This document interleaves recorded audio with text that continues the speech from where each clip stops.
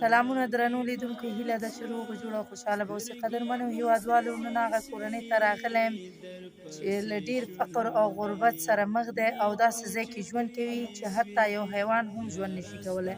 لومړی دغه کور وګورئ او بیا د دغې خورکي حال له تاسو سره شریک زه دې په ژوند کړم غم لکه مړی، زه دې په ژوند کړم غم کور نه لري، یو خیمه ده. دغه یو خیمه ده، دغه شاوخوا وګورئ دیوالونه نه لري. دا یو خیمه ده او په همدې خیمه کې ژوند کوي. اخوا ته ټول سړک ښکاري، په دې خشاکو باندې دا دیوال جوړ کړی. نو راځئ د دې حال له تاسو سره شریک کړو.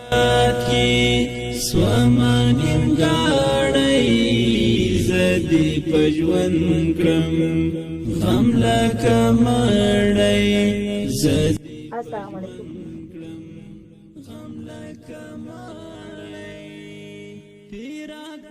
څنګه یې خورې ښی؟ ماشومان دې ښه دي؟ ژوند زندګي څنګه تېروئ دې خیمه کې؟ دا تاسو خو نه دیوال لري نه هغه یم، دا یو خیمه ده. تاسو کوچیان هستئ؟ نه کوچیان ناست یم. نو څنګه داسې ځای کې ژوند کوئ؟ جای نشته، جای نه لرو، شی نه لرو. لاس چېرته چې له کابل ته لاړ شم خیمه وروسته ته راشم. یعنې کور څه نه لري، په هر ځای کې چې خیمه ووهل. چېرته چې خیمه ووهله لولو دپاره ګرځي. نو په کرایه کور واخلئ که نه؟ نشته دومره پیسې لکه نشي کولی. هماغه د لاس مزدوري کوي، کور کې اوړه خلاص شي، چې خلاص شي، اوړه خلاص شي، هم چې خلاص شي یو عملي شي. ښه، دا ټول ستا ماشومان دي؟ ښه، کله چې باران کېږي که نه، نو تاسو دلته څنګه بیا وخت تېروئ؟ دومره واړه واړه ماشومان دي. تېروي نو وخت همدا یو خیمه ده. مجبور هستم څنګه.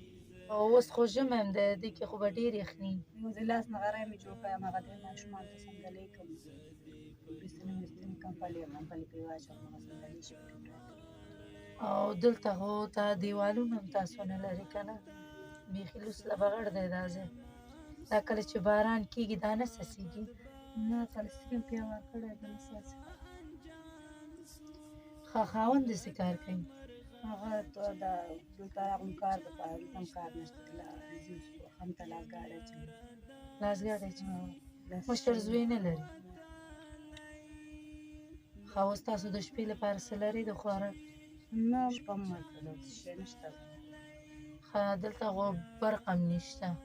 نو که باران وشي یا څه هغه وشي، نو دلته برق هم نشته، په دې تیاره کې څنګه کوئ؟ وړکۍ بترۍ لرو. او اوړي کې هم همداسې خیمو کې ژوند کوئ؟ اوړي کې هم خیمو کې ژوند کوي، کابل کې مطالعه هم کوي. څه غوښتنه لرې د هېوادوالو څخه؟ نه لرو، نه کمپله لرو، نه دغه ماشومان دغه سموس لپړې، نه بنانون لري، نه کورتګانې لري، نه کوم کمپله دی هغه لرو، نه کېږي. تاسې څه شی نه لرو، پاکستان نه اوس راغلي یاستو، اته کال پاکستان نه راغلو. دغه بترۍ مې لا په یو خوا روزګارۍ باندې پاکستان نه راغلی، نو رد شوم، هلته پاتې شوم. قدرمنو هېوادوالو، تاسو دغه ماشومان لومړی وګورئ چې په څه حال دی. په دې ژمي کې، په دې یخ ژمي کې په جامې اچوي. او بل دغه کوټه وګورئ، کوټه هم نه ده، خیمه ده، دیوالونه هم نه لري. په همدې یو خیمه کې دومره ماشومانو سره دغه ژوند کوي. خاوند یې چې دی کراچۍ چلی، نو په کراچۍ باندې دغه به د کور څه ضرورت پوره کړي. نو دوی ډېر زیات مشکلات لري. هیله کومه چې له دوی سره مرسته وکړي. که چېرې غواړئ مرسته وکړي، نو زما د وټساپ شمېره ده 080 90 278. د لیدو څخه مننه.